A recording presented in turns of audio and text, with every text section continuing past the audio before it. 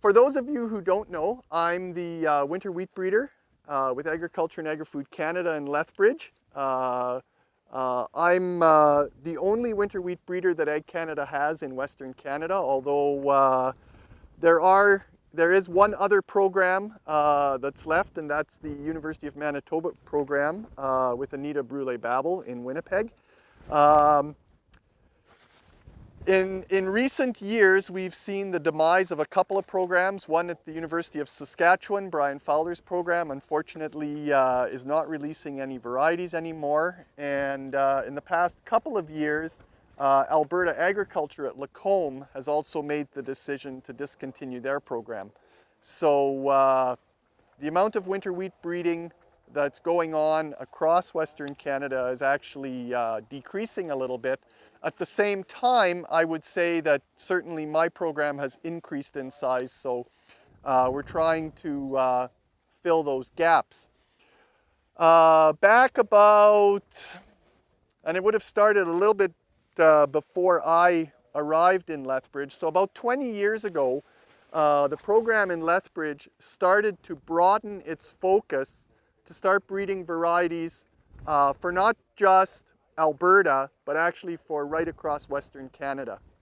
And I think some of the recent variety releases you see out of the program are a testament to that. So traditionally for Alberta, what we've been looking at in terms of breeding objectives, of course, on the agronomic side, we want high yield, we want good winter hardiness, we want good straw strength. Height, maybe not necessarily the real short semi-dwarfs, but something moderate height. Of course, good test weight, large seed size, and so on. On the disease side, common bunt was something we looked at. Resistance to wheat streak mosaic, and the way we got at that was through resistance to the wheat curl mite, and I'll talk about that a little bit later, and you heard Brian Barris talk about it. Sorry, Rob. The wind's kind of drowning you out a little bit. Okay. Do you mind if we all move in really close? Absolutely. Thanks. So I was saying traditionally the breeding objectives on the disease side were bunt and wheat streak mosaic. Things like leaf and stem rust were really not on the radar screen because they're not issues in Alberta. And stripe rust really wasn't an issue for anybody across Western Canada until recently. So we didn't really look at that. And again, fusarium, although it had been a problem in spring wheat since the early 90s, winter wheat was escaping. All of that has changed. Certainly stripe rust has become a big issue, and we're looking at stripe rust. With the expansion of the program objectives into the eastern prairies, we added stem and leaf rust resistance and fusarium. And we're starting to look at things like, on the leaf spotting issue side, things like tan spot, and our new pathologist, Reem Abukadur, is going to be putting some of her research efforts into that disease. So we should see things improve. From a quality standpoint, my program almost exclusively deals with milling and baking quality types. We have a small effort in the general purpose types for feed, but my philosophy has been that I would like it, winter wheat can go into feed markets even if, in addition to milling markets, okay? If you've got a variety that only fits in feed markets, it won't go into the milling. And so we want that dual purpose type of situation, similar to what we see with malting barley. If you look at barley across Western Canada, our biggest feed barleys are actually malting varieties because most of it goes into feed, right? So that's kind of the same approach that I've had here. So what we've got here in terms of this trial, this is the Alberta Winter Wheat Regional Trial, which I coordinate out of Lethbridge, and it's grown at 16 sites across the province. And we take in that data, and it's this data that forms the basis for what appears in the Alberta Seed Guide. Okay, essentially the same trial gets seeded across Saskatchewan as well, and over the past 3 or 4 years I've started coordinating that as well. So I don't think I'll necessarily go through all the varieties. I think I'll mention them, and some of the ones that I would say have greater applicability here in southern Alberta are the ones that I'm going to concentrate on. Is that all right? So, and if you've got any specific questions about a variety, I'd be happy to try to answer them.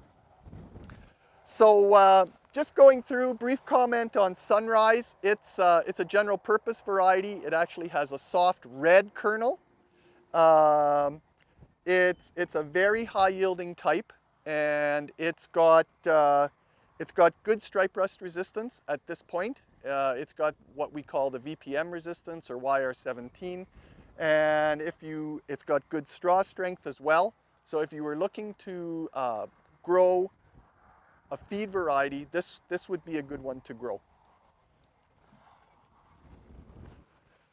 Okay, Emerson. Emerson has become very popular in the eastern prairies. In fact, it's the #1 variety in Manitoba, and based on that acreage is actually the #1 variety across Western Canada at this point. And the main reason for that is it's got good protection from leaf stem and stripe rust, but its claim to fame is the resistant rating to Fusarium head blight. It's it's the best you can get at this point in terms of Fusarium head blight resistance. We think we can get even better than that in time, but it will take some time. In my mind, this would not be my #1 variety for Alberta. It does very well in the eastern prairies. In the western prairies, particularly where we tend to be a little bit drier, I think it suffers a little bit more. It doesn't quite have the drought stress tolerance that something like a Radiant would have, okay? And we do see that in yield. The other thing I would say about this variety, it tends to be quite a bit higher in protein content. And there is certainly some being grown in Alberta, and I've been hearing some pretty good yield reports from last year. Now, before I keep going, one of the things that I was observing in this location is that we're seeing a little bit of a gradient, I think, in terms of wheat streak, and I think that the plots higher up on the slope are a little bit better than lower down, and I was comparing some of the varieties from rep to rep, and there are definitely some differences. AAC Wildfire comes out of my program. I released it in 2015. And Wildfire basically refers to the thinking that the yield numbers on this variety, particularly in the western prairies, so Alberta and western Saskatchewan, have been fantastic. It's also got very good winter hardiness and very good stripe rust resistance. It's also moderately resistant to Fusarium head blight, so it's a step forward from the Fusarium head blight standpoint. So the feeling was that once it becomes available, likely in 2018, it will spread like wildfire. Unfortunately, considering this year and what happened up north, maybe not the best choice of names, but we didn't know it at the time. But I would say that if the stripe rust resistance on this variety holds and keeps performing the way it has, and the yield numbers are maintained, which we have every reason to believe will be the case, this will become the dominant variety in Alberta.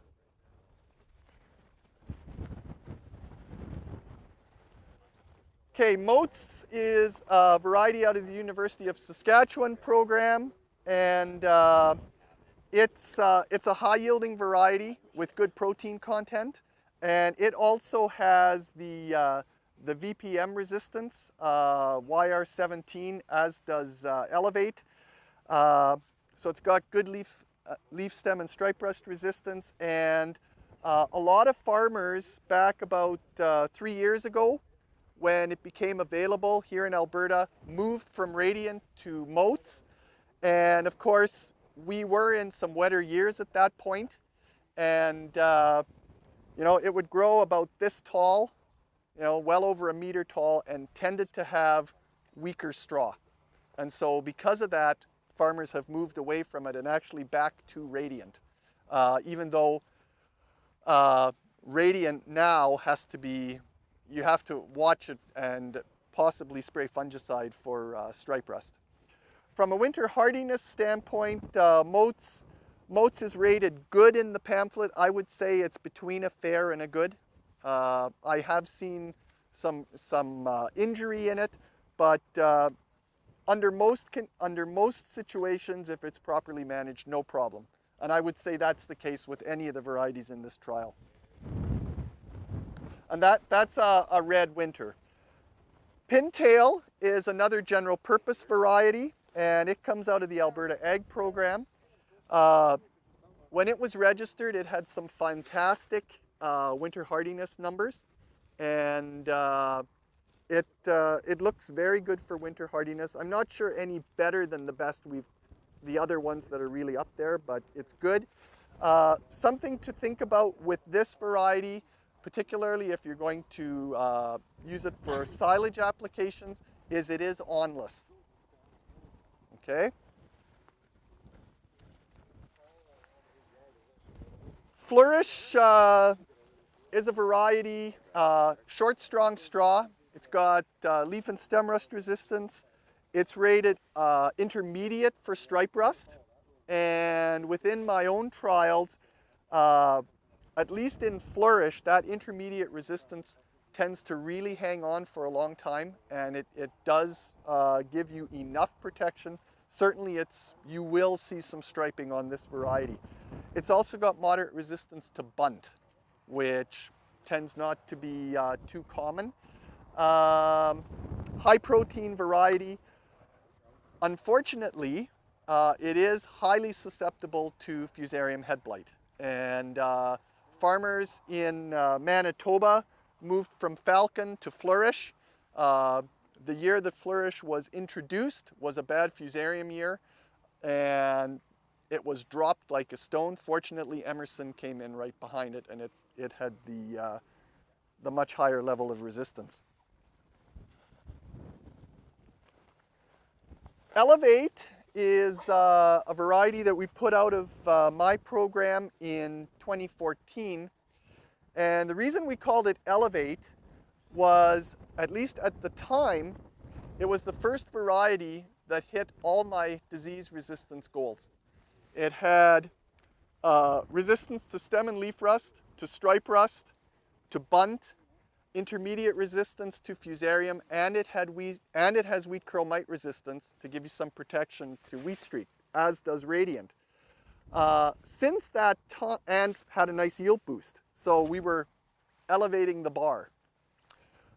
Since that time, we've seen some minor race shifts in stripe rust, and I would say that this variety is now moderately susceptible to stripe rust. And so just, when this becomes available in 2017, if you move to it, be ready to scout for stripe rust on this, or wait a year and go to Wildfire. From a standpoint of winter hardiness, this is good. It's got moderate height, really strong straw. It would be a really good variety under irrigation, I think.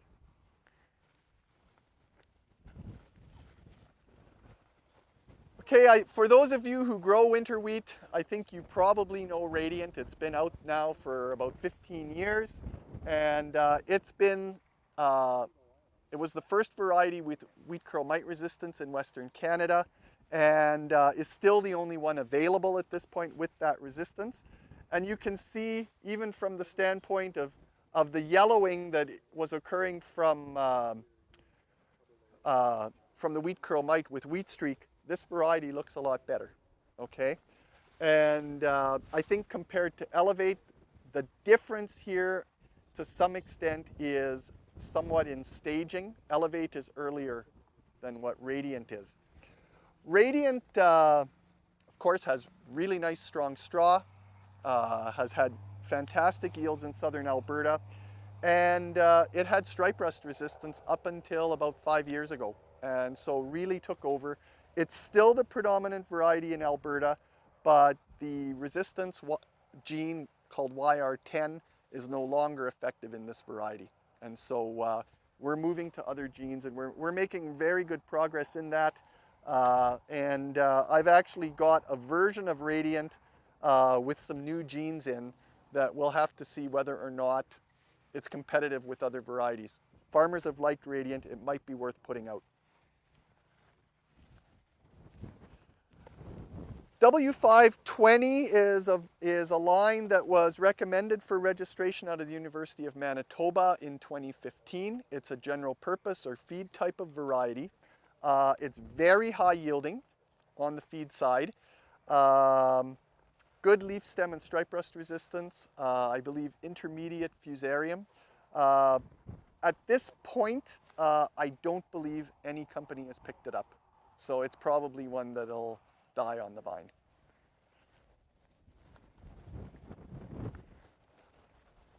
Okay, this variety here is labeled as AAC Icebreaker, and I can tell you it's not really Icebreaker, but it is the right variety.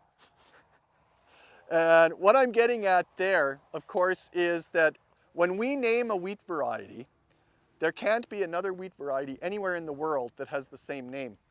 And last year, I posted on Twitter a picture of AAC Icebreaker, but it wasn't registered yet. That was my proposed name. Guess what? 6 weeks later, there was a variety in the UK named Icebreaker. So I got scooped. So actually, we've come up with a different name, and it's Icefield. So, but yeah, well, but the reason we wanted to go with the ice and snow type of connotation and Icebreaker was so good was this variety is completely different.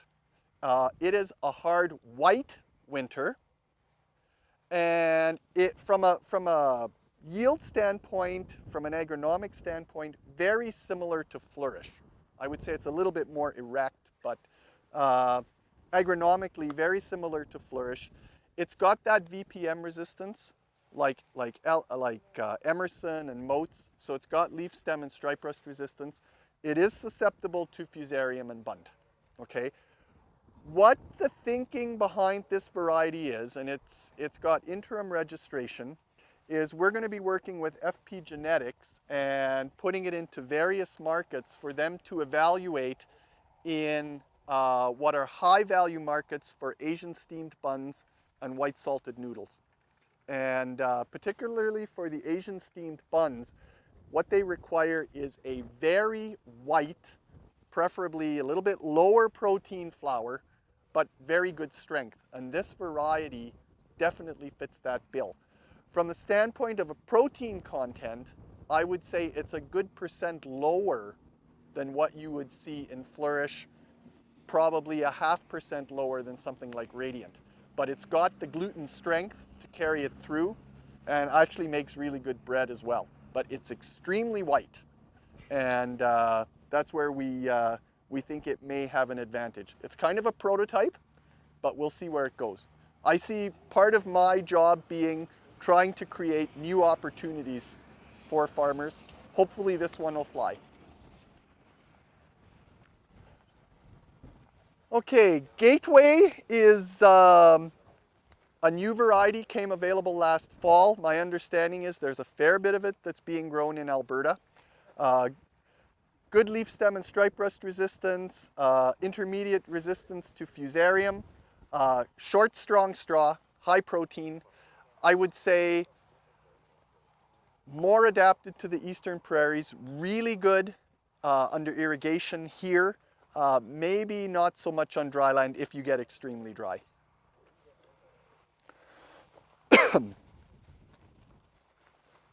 Chase is a variety out of Brian Fowler's program at the University of Saskatchewan. I believe it will be available this fall through Cantera Seeds. I would say, in a nutshell, very much like Moats. Okay, similar disease tolerance, a little bit higher yield, maybe not quite as good winter hardiness.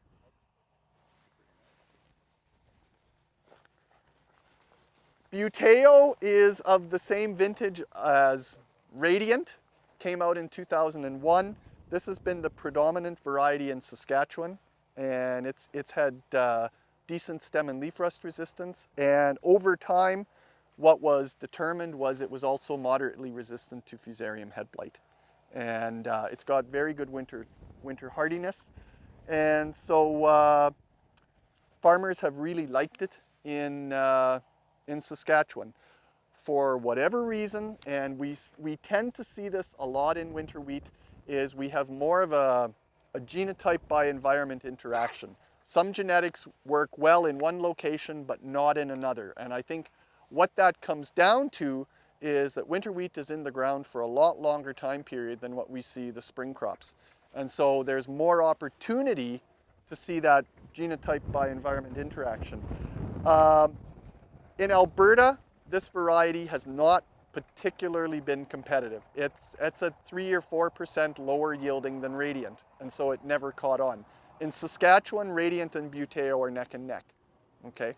And you know, with its characteristics and the fact that most of the winter wheat is grown on the eastern side of the province, it's hung in there for a long time, just like Radiant has hung in here in Alberta. Okay, the last variety here is Swanson, and it's a general purpose variety, very high yielding, also has that VPM resistance, so has that leaf stem stripe rust package, tends to have very high yields, and with a little more moisture, the amount of biomass that this variety produces is very high. And so my thinking would be that if you were really interested in silaging a variety, this might be a good one to try. On the flip side, the winter hardiness on this one is not as good as something like a Buteo or a Radiant or a Wildfire. This is more from a fair standpoint, so you have to think about that as well in terms of the management. So anyway, that's the trial. Any questions?